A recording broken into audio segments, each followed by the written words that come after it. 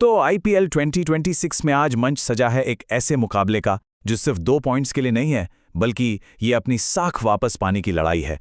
ये कहानी है बदले की, वापसी की और कुछ ऐसे नए समीकरणों की जो इस राइवलरी को हमेशा के लिए बदल देंगे।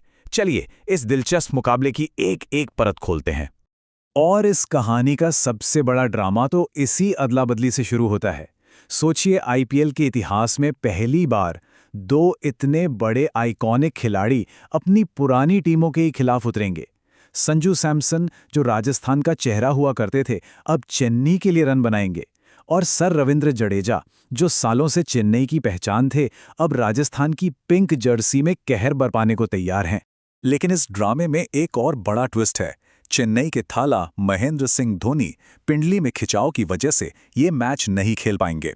अब ये चेन्नई के लिए सिर्फ एक खिलाड़ी का बाहर होना नहीं है, ये एक बहुत बहुत बड़ा झटका है जो इस मैच के सारे समीकरणों को पूरी तरह से उलट-पुलट कर सकता है। तो फिर चलिए सबसे पहले इतिहास के पन्ने पलटते हैं और देखते हैं कि आंकड़े इन दोनों टीमों की राइवलिटी के बारे में आखिर क्या कहानी सुनाते हैं। अच्छा, ये मैच वापसी की कहानी क्यों है? क्योंकि पिछले सीजन यानी आईपीएल 2025 में ये दोनों ही टीम्स पॉइंट्स टेबल में सबसे नीचे थीं। राजस्थान रॉयल्स 9वें और चेन्नई सुपर किंग्स 10वें पायदान पर। जाहिर सी बात है, दोनों ही टीमें उस बुरे दौर को भुलाकर एक नई और जबरदस्त शुरुआत करना चाहेंगी। अगर हम overall head to head record को देखें ना, तो ये मुकाबला हमेशा से ही कांटे का रहा है।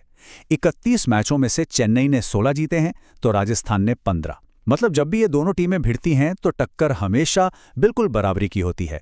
लेकिन रुकिए, पूरी कहानी ये नहीं है। हाल के कुछ सालों में तस्वीर बिल्कुल ही बदल गई है। पिछले 10 मुकाबलों में से राजस्थान ने 8 बार चेन्नई को हराया है, मतलब पूरी तरह से डोमिनेट किया है। ये आंकड़े साफ साफ दिखाते हैं कि पिछले कुछ सालों में राजस्थान का पलड़ा इस राइवलरी में बहुत ज्यादा भारी रहा है।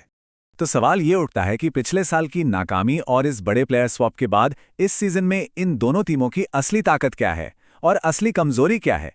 यहीं से इस मैच का पूरा विश्लेषण शुरू होता है।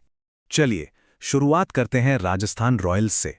इनकी सबसे बड़ी पहचान है इनका गेंदबाजी आक्रमण, जो किसी मजबूत किले से कम नहीं है। जरा इनकी गेंदबाजी लाइनअप पर एक नजर डालिए। जोफ्रा आर्चर की तूफानी रफ्तार है, जडेजा और बिश्नोई की घातक स्पिन जोड़ी है, संदीप शर्मा का स्विंग और अनुभव है, और ऊपर से नांद्रे बर्गर का वो मुश्किल लेफ्ट आर्म एंगल। सच में ये कॉम्बिनेशन उन्हें एक बॉलिंग डोमिनेटिंग टीम बनाता है। और जैसा कि एक एनालिस्ट ने कहा भी है, राजस्थान की गेंदबाजी में सिर्फ स्टार्स ही नहीं है, बल्कि गहराई भी है। उनके पास 7 से 8 बॉलिंग ऑप्शंस हैं जो किसी भी बैटिंग लाइनअप को तहस नहस करने का दम रखते हैं। यही उनकी जीत का सबसे बड़ा हथियार है। गेंदबाजी तो शानदार है, पर यहीं पर एक लेकिन आ जाता है। टीम की बल्लेबाजी यशस्वी जायसवाल और रियान पराग जैसे टॉप ऑर्डर बल्लेबाजों पर बहुत ज्यादा निर्भर करती है। अगर ये जल्दी आउट हो गए तो राजस्थान के लिए एक बड़ा स्कोर बनाना मुश्किल हो सकता है। अब सिक्के का दूसरा पहलू देखते हैं।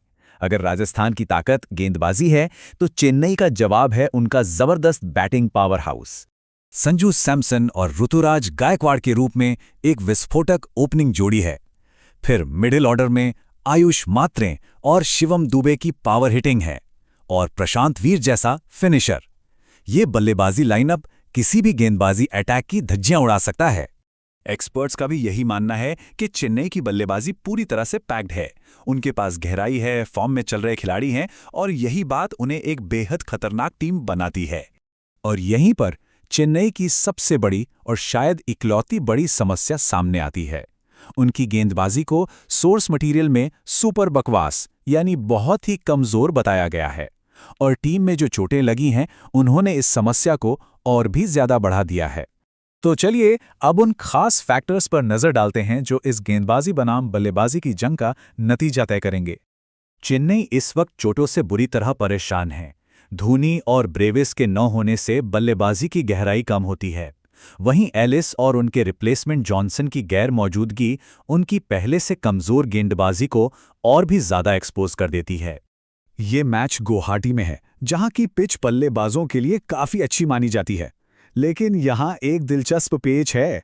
ये राजस्थान का होम ग्राउंड तो है, पर यहाँ उनका रिकॉर्ड बेहद खराब रहा है। ये एक ऐसा फैक्टर है जो मैच में अनिश्चितता का एक और तड़का लगाता है।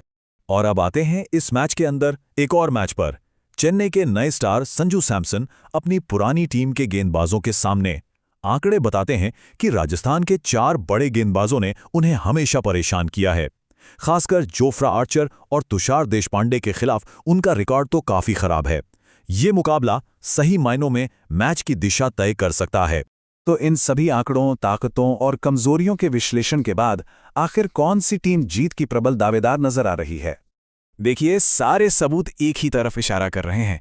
राजस्थान के पास एक कहीं बेहतर और संतुलित गेंदबाजी अटैक है। हाल के सालों में उन्होंने चेन्नई को डोमिनेट किया है और ऊपर से चेन्नई की टीम इस समय अपनी प्रमुख चोटों से जूझ रही है। इसलिए सभी स्रोतों और विश्लेषण के आधार पर एक ही नतीजा निकलता है। इस मुकाबले में राजस्थान रॉयल्स का पलड़ा भारी है और उनके जीतने की संभावना कहीं ज्यादा है। लेकिन जैसा कि हम सब जानते हैं, क्रिकेट अनिश्चितताओं का खेल है। इस मैच का नतीजा दोनों टीमों के लिए पूरे सीजन का टोन सेट कर सकता है। क्या ये राजस्थान की दमदार वापसी की शुरुआत होगी या फिर चेन्नई सभी मुश्किलों को पार कर एक यादगार जीत दर्ज करेगी? इसका असली जवाब तो हमें मैदान पर ही मिलेगा।